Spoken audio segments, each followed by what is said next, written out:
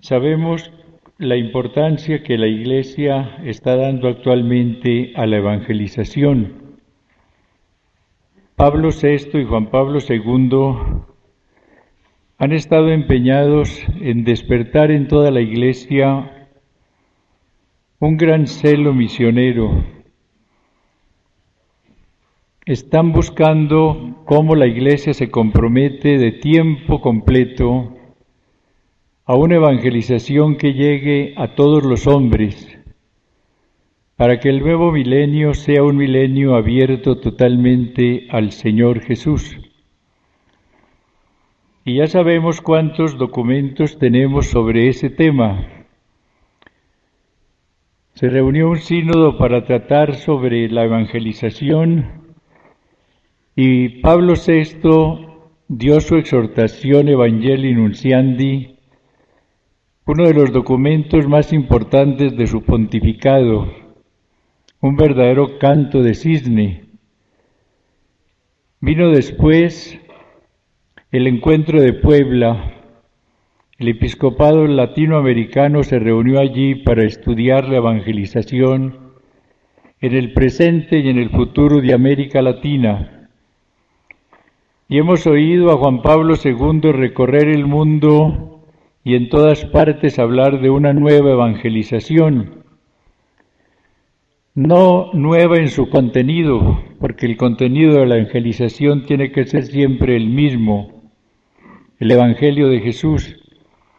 Pero nueva, dice, en su ardor, en sus métodos, en su expresión. Lo que debe distinguir a esta nueva evangelización debe ser el ardor, el fuego del Espíritu que nos abrace a todos. Y por eso cuando yo medito en lo que debe ser la nueva evangelización, llego a la conclusión de que será nueva en la medida en que viva la realidad de la primera evangelización. Si nosotros en este siglo XX llegamos a evangelizar como lo hicieron los apóstoles en la primera etapa de la Iglesia, conseguiremos que el reino del Señor se extienda a todo el mundo. Esa nueva evangelización, lo dijo él en Chambacú, ya casi al final de su viaje a Colombia, debe ser promovida por una iglesia orante bajo la guía del Espíritu. Sus palabras fueron esas: la nueva evangelización de América Latina ha de ser pues promovida por una iglesia orante bajo la guía del Espíritu. Y esa fue precisamente la primera evangelización, realizada por una iglesia orante, como lo veremos ahora, por unos apóstoles que se dedicaron a la oración y al servicio de la palabra, y bajo la guía del Espíritu. Porque el primer aspecto importante de la primera evangelización es ese: siguió a un Pentecostés. Yo creo que ese es el punto de partida definitivo para toda verdadera evangelización. Recordemos que Jesús, antes de dar comienzo a su evangelio, a predicar la buena nueva, fue ungido por el Espíritu Santo en el Jordán. Fue la segunda unción del Espíritu y la recibió precisamente para que ese evangelio fuese predicado con poder. La unción del Jordán fue en el área del poder, un poder que salía de él. Una doctrina, decían quienes la escuchaban, expuesta con autoridad, no con la autoridad recibida de los escribas, de los doctores de la ley, del Sanedrín, sino la autoridad recibida del Divino Espíritu.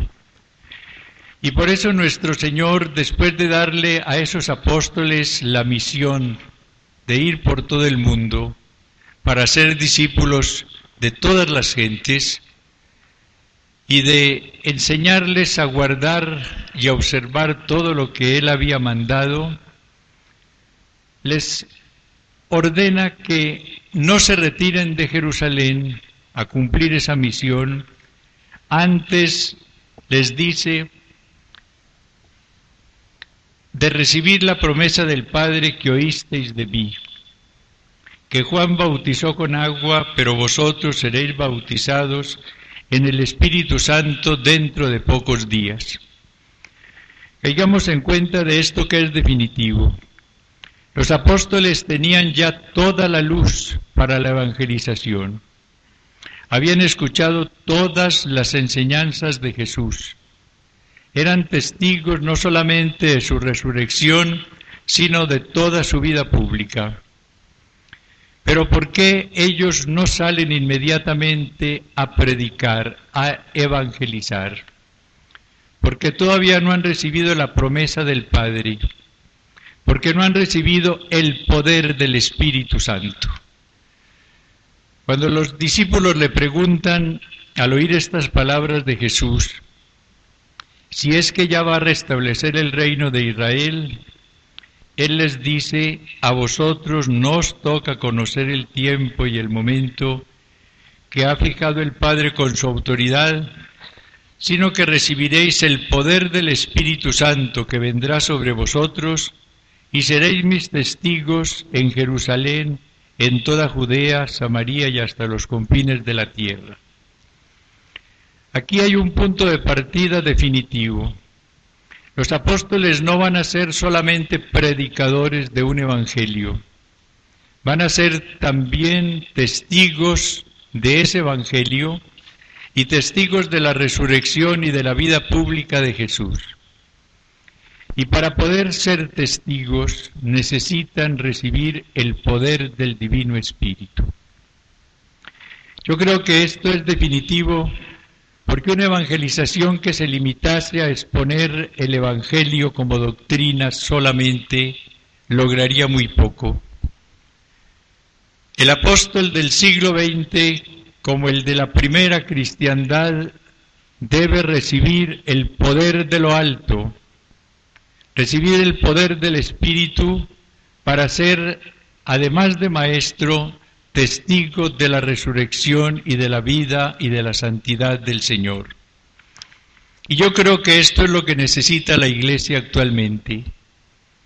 Ante todo, testigos, hombres llenos del poder del Espíritu, que con su vida y con su palabra den testimonio de esa realidad que es Jesús resucitado. Nuestra evangelización hará bien si sigue a un Pentecostés personal. Ayer nos hablaba Diego de la importancia de tener esa experiencia del Espíritu, este bautismo del Espíritu, el gran regalo del Señor en este momento a la Iglesia a través de la renovación espiritual carismática. Todo sacerdote que reciba esta experiencia del Espíritu, que tenga su Pentecostés personal, que reciba esta fuerza del Divino Espíritu, podrá ir por todas partes evangelizando de una manera profundamente auténtica y conseguirá por todas partes la extensión del reino del Señor. Hay una gran diferencia entre aquellas personas que hablan únicamente con conocimientos, con erudición, y aquellas que sin tener tanta ciencia hablan con el poder del Espíritu. Eso se nota inmediatamente, y es ese poder del Espíritu el que consigue precisamente lo que logró la primera evangelización, la conversión, la conmoción interior de las personas. Porque ese es el primer fruto de la evangelización realizada después de Pentecostés. Aquellas multitudes que escuchan a Pedro y a los 11, el gran querigma, se sienten compungidas y conmovidas preguntan, hermanos, ¿qué debemos hacer? No fueron personas que dijeron, qué discurso tan admirable, qué doctrina tan preciosa. Fueron más lejos. Esa doctrina comunicada con el poder del Espíritu tocó los corazones, tocó las conciencias y llamó a la conversión. Y el fruto de ese querigma fue la conversión de 3.000 personas. Esto es fundamental para nosotros cuando hablemos de evangelización. Un mensaje evangélico que no termine en la conversión de las personas queda frustrado. La evangelización no es para ilustrar mentes únicamente, es para fortalecer voluntades, para tocar conciencias, para cambiar las vidas. Yo creo que esto es verdaderamente definitivo si queremos que la evangelización no se quede en teorías muy hermosas, sino que consiga de veras la extensión del reino del Señor. El reino de Dios llega a aquellas personas que se convierten a Él, que se abren totalmente a su acción, que se dejan invadir por su espíritu y que van experimentando el gran cambio.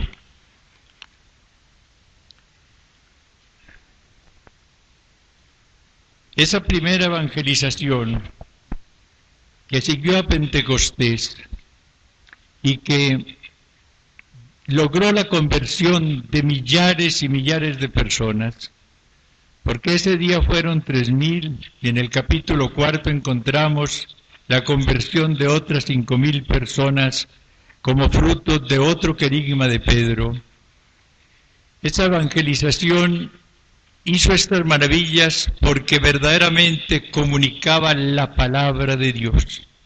Este es otro aspecto importantísimo. Hay como un estribillo en los Hechos y es: la palabra de Dios crecía, la palabra de Dios se multiplicaba. Los apóstoles no predicaron un mensaje propio, ellos no elaboraron una doctrina personal. Ellos se limitaron a enseñar lo que Jesús les había enseñado, a llevar a los demás la palabra de Dios.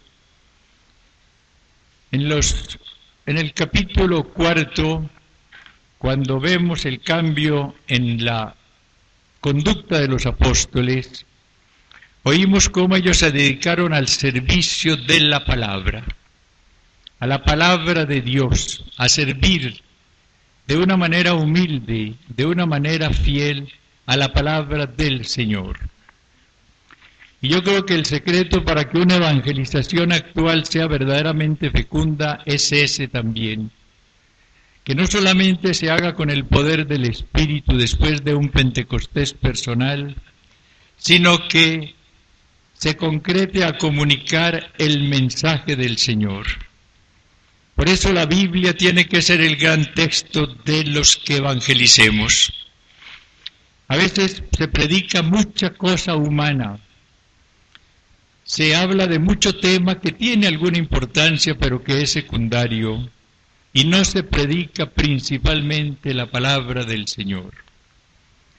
Si nosotros hacemos de la palabra de Dios el gran texto de estudio en oración, si estudiamos la Biblia de rodillas todos los días, si le pedimos al Divino Espíritu que abra nuestras inteligencias para que comprendamos esas Escrituras, como es en el Evangelio de San Lucas, llevaremos entonces el Evangelio a los demás, la buena nueva del Señor.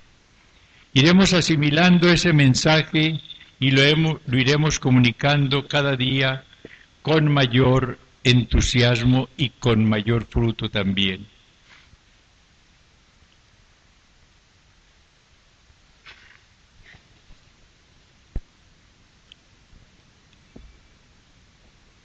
Otro punto importantísimo en esta evangelización de la iglesia primitiva es que estuvo siempre avalada por la oración. Pentecostés siempre se prepara con oración. El Evangelio de San Lucas nos dice cómo Jesús, cuando sale del agua y puesto en oración, recibe esa efusión del Divino Espíritu. Los apóstoles, por orden de Jesús, prepararon también su Pentecostés con una larga oración presidida por María. Pero ellos se dieron cuenta de que tenían que ser hombres de profunda oración si de veras querían cumplir bien su misión. Y por eso en el capítulo 6 de los Hechos encontramos lo siguiente. Por aquellos días, al multiplicarse los discípulos, hubo quejas de los helenistas contra los hebreos, porque sus viudas eran desatendidas en la asistencia cotidiana. Los 12 convocaron la asamblea de los discípulos y dijeron: ¿no parece bien que nosotros abandonemos la palabra de Dios por servir a las mesas? Por tanto, hermanos, buscad de entre vosotros a 7 hombres de buena fama, llenos de espíritu y de sabiduría, y los nombraremos para este cargo, mientras que nosotros nos dedicaremos a la oración y al ministerio de la palabra. Este texto de los Hechos es iluminador para toda vida sacerdotal, de presbítero, de obispo, de diácono. Nosotros necesitamos revisar nuestra pastoral. Debemos hacer una revisión profunda del tiempo para ver a qué lo dedicamos y para buscar a la luz de la palabra del Señor qué es lo primero y qué es lo segundo, qué es lo esencial y qué es lo secundario. Los apóstoles, iluminados por el Divino Espíritu, se dieron cuenta de que no podían dedicarse, dada la misión que tenían de llevar el mensaje a todo el mundo, a tareas muy importantes como eran, por ejemplo, las de beneficencia. Ellos no podían abandonar la palabra de Dios por servir a las mesas. Es la visión que tienen. No podemos abandonar la palabra de Dios por servir a las mesas. Y ellos llegan a una visión sumamente importante. Deben dedicarse a la oración y al ministerio o servicio de la palabra. Fijémonos bien en esto. El ministerio de la palabra tiene que estar avalado por la oración.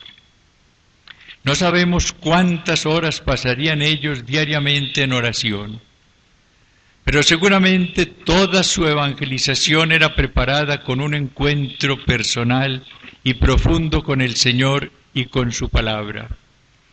Seguramente ellos diariamente contemplaban primero lo que iban después a transmitir a los demás. Ellos aprendieron precisamente en el Evangelio que predicaban cómo la mejor parte correspondió a María, aquella mujer que sentada a los pies del Señor escuchaba su palabra. Si ellos querían transmitir la palabra del Señor, y esa era su misión, debían primero sentarse a los pies del Señor para escucharla. Y por eso vemos cómo el capítulo 3, por ejemplo, nos muestra a un Pedro y Juan que se dirigen al templo a orar. La curación del tullido se da precisamente con motivo de la oración que estos hombres van a hacer en el templo. En el templo y en las casas donde ellos moraban hacían oración, y por eso la eficacia de su predicación. Y es hermoso el término ese. Ellos se dedican también al servicio de la palabra. Ellos no se consideran maestros, sino siervos del Señor, y siervos de la palabra del Señor.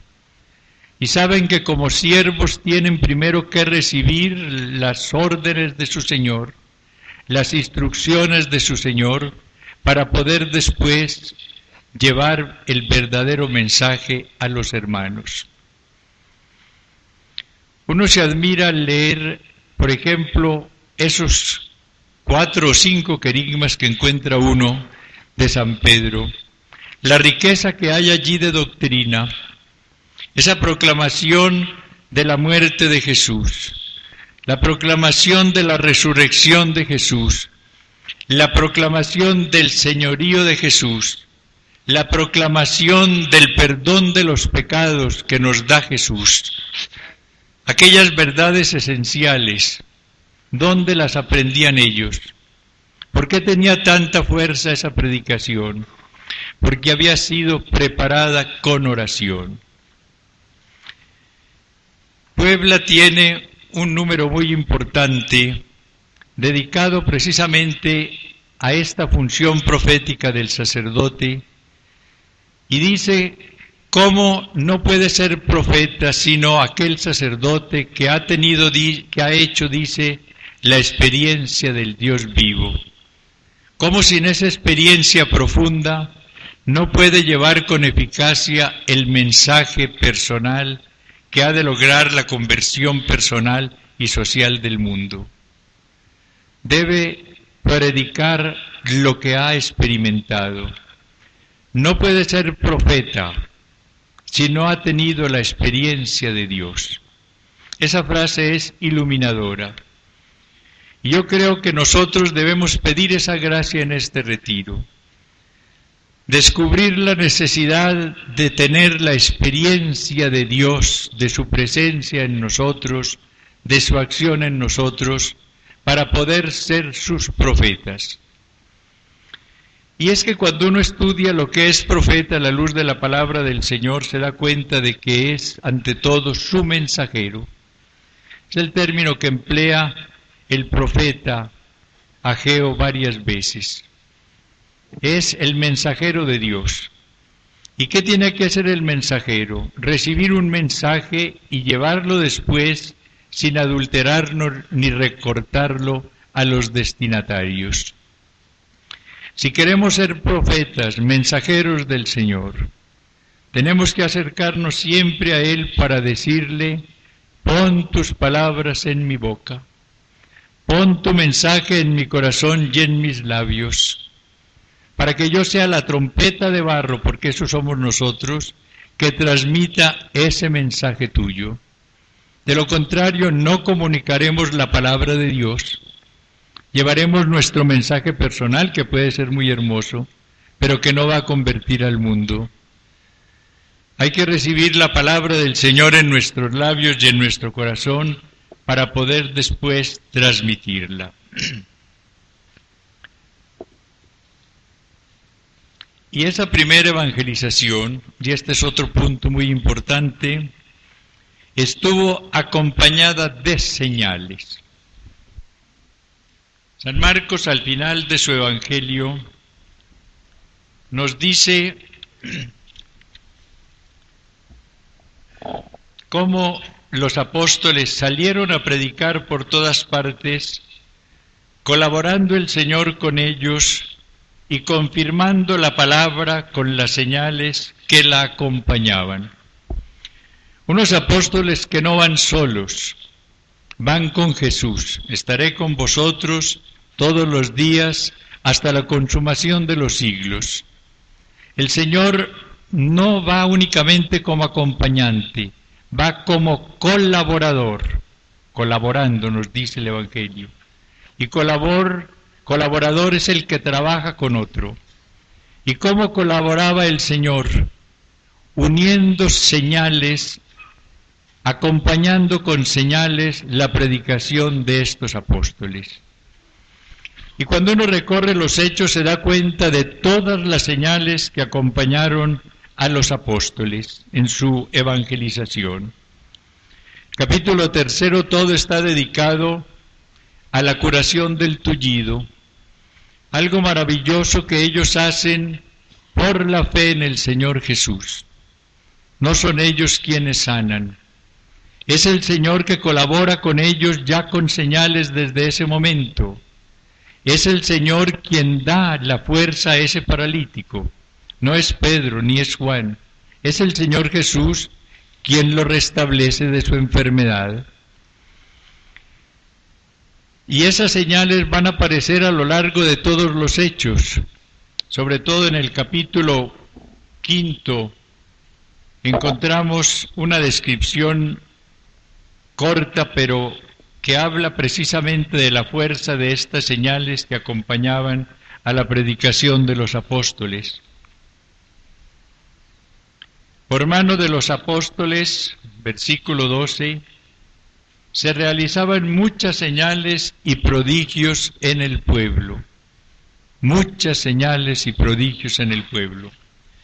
Hasta tal punto que incluso sacaban los enfermos a las plazas y los colocaban en lechos y camillas para que al pasar Pedro siquiera su sombra cubriese a alguno de ellos. También acudía la multitud de las ciudades vecinas a Jerusalén, trayendo enfermos y atormentados por espíritus inmundos, y todos eran curados. Uno ve a lo largo de los hechos lo que hace San Pedro, cómo libera a endemoniados, cómo resucita a muertos también, lo que hace Pablo. Ese poder de curación es tan grande que en Pedro basta únicamente su sombra, que toque al enfermo para curarlo.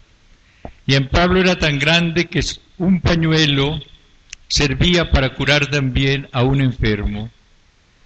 Es un poder que ellos tienen sobre la naturaleza. Todo el poder de Jesús se manifestaba en ellos. Jesús colaborando siempre con ellos con distintas señales. Uno ve, por ejemplo, en el capítulo 4 todo lo que hace el Señor a través del diácono Felipe, todas las maravillas que se realizan en Samaria, y todo esto hasta el final de los hechos, porque allí vemos cómo Pablo, por ejemplo, cura al que tiene esa enfermedad estomacal tan grave, y cómo la víbora que lo muerde a él no le hace daño, porque se cumplen las palabras que encontramos también al final del Evangelio de San Marcos, las señales que acompañan a los que creen. Es expulsar demonios, imponer manos sobre los enfermos para que se curen, beber veneno y no sufrir la muerte. Todo esto lo vemos realizado en esta evangelización de la iglesia primitiva.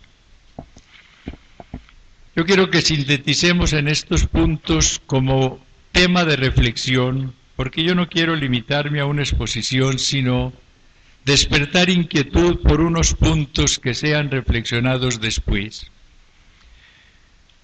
Frente a esta realidad de la evangelización de la iglesia primitiva, que he expuesto apenas en resumen, hacernos ante todo esta pregunta: ¿he recibido ya y recibo constantemente el Pentecostés que sea el preludio de la evangelización que yo realice?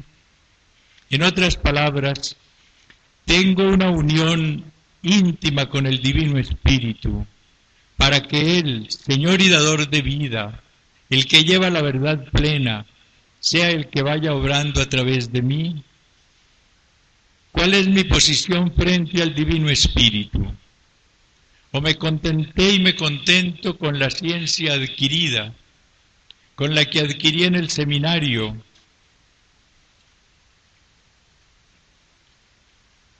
con la que voy adquiriendo en lecturas, en estudios? ¿O soy ante todo un siervo del Divino Espíritu? Lo invoco, le pido que me unja, le pido que me ilumine, le pido que hable a través de mí. ¿Soy un contemplativo que estoy recibiendo el mensaje del Señor para llevarlo a los demás? Primera pregunta. Segunda, ¿mi evangelización lleva a la conversión? ¿Conmueve a los demás? ¿Consigo que muchos cambien de vida? ¿Que muchos me pregunten qué debo hacer después de oír el mensaje del Señor que les comunico? ¿O únicamente causa tal vez admiración, pero nada más? Tercera pregunta importantísima: ¿preparo mi evangelización a los pies del Señor y estudiando y recibiendo y escuchando su palabra? ¿Soy un contemplativo que recibo siempre en oración, en mensaje que voy a comunicar a los hermanos. Y tengo como texto central de mi preparación la Biblia, la palabra del Señor. Y cuarto, una pregunta que puede desconcertar un poco. ¿Mi evangelización está acompañada de señales? Cuando se habla de señales, la gente cree que esto se limita a cosas extraordinarias. No. La primera señal es la conversión de las personas, el cambio profundo de las vidas. San Isaac decía en su tiempo que llorar los pecados era más importante que resucitar a un muerto. A veces olvidamos esto. La resurrección de un pecador es más importante que la resurrección corporal de un muerto. Y el Señor quiere que ante todo esta sea la gran señal que aparezca en nuestra evangelización. El párroco de Ars, por ejemplo, lograba conversión de pecadores con frases como estas: hijitos, ¿qué tal que un día vuestro párroco se encuentra en el cielo sin uno de vosotros? Y esto lo decía lleno de conmoción, y lo decía llorando, y esa sola frase conmovía a muchos y los llevaba después a recibir el sacramento de la reconciliación. Una sola palabra puede convertir cuando es palabra del Señor que llega a través de nosotros. Una evangelización que no parta de Pentecostés, que no lleve a la conversión, que no esté centrada en la palabra de Dios, que no sea fruto de oración y que no esté acompañada de señales, no es auténtica. La evangelización de los hechos fue esa, la que acabo de describir brevemente. La nuestra debe ser la misma. El Santo Padre nos ha hecho un llamamiento apremiante a la nueva evangelización. Que esas palabras caigan en nuestros corazones como semilla fecunda y que busquemos la nueva evangelización a la luz de la primera. Que nos abramos todos los días a la presencia y a la acción del Divino Espíritu. Que le pidamos que ponga siempre su mensaje en nosotros para ser solamente sus mensajeros. Que cada día nos dé más humildad en su servicio y en el servicio a la palabra. Que cada día Él colabore con nosotros y su cooperación sea manifiesta a través de las señales de todo orden que Él realice a través de nuestro ministerio. Dios te salve María, llena eres de gracia, el Señor es contigo. Bendita tú eres entre todas las mujeres y bendito es el fruto de tu vientre Jesús.